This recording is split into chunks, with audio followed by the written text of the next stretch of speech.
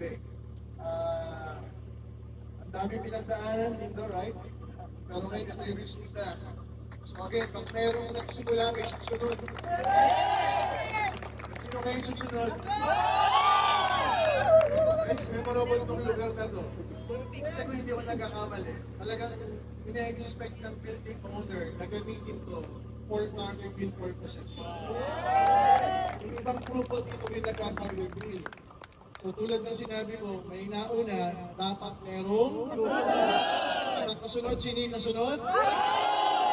Usapan na lang anong kulay, anong klase ng sasakyan, higit sa lahat, kailan.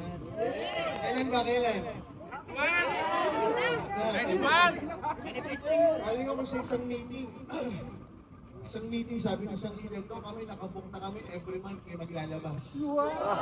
Every month. Baka sa inyo, every week meron. So it's a matter of momentum. Hindi pa rin sa momentum. Kaya pansinin niyo yung mga post ko, di ba post ko, lagi may nakalagay na may maximum momentum.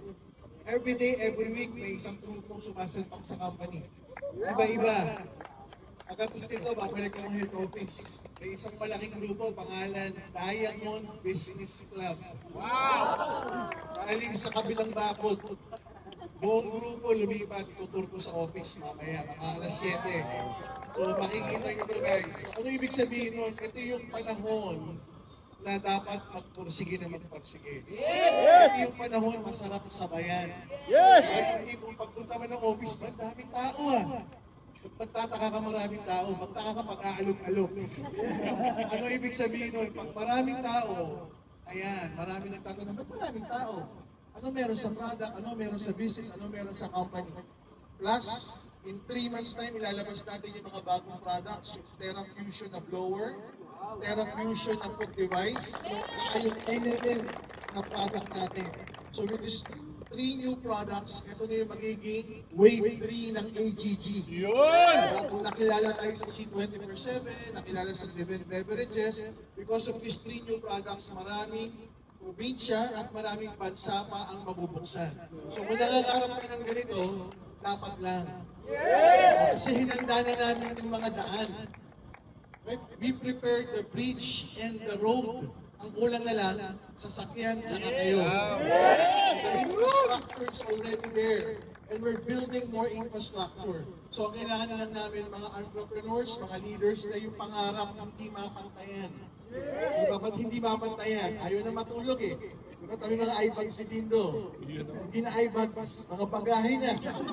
Kasi para magkaroon ka na ganito, mapupuyat ba Dindo? Talaga naman mapupuyat. Pero okay lang mapuyat kung ganito naman ang katapat.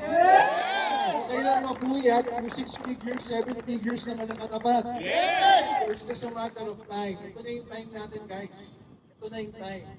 Kaya nga ang daming bumabalik. Gusto ko, kausap ko ang iba't ibang grupo, lahat may bumabalik. So pag may bumalik, sabihin mo, diyan ka na lang.